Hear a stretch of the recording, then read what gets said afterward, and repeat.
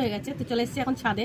ছাদে এসেছি, বেগুনের কতগুলো দিন নিয়ে এসেছিলাম, কেননা আমি বসাতে একটা মানে পাচ্ছিলাম না, বিশ্বাস মানে ভরসা পাচ্ছিলাম না, যদি বৃষ্টিতে পচে যায় গাছগুলো না করতে পারি। অনেকগুলো কতগুলো টাকা দিয়ে কিনে নিয়ে এসেছি তো বীজ খুব করবো বলে।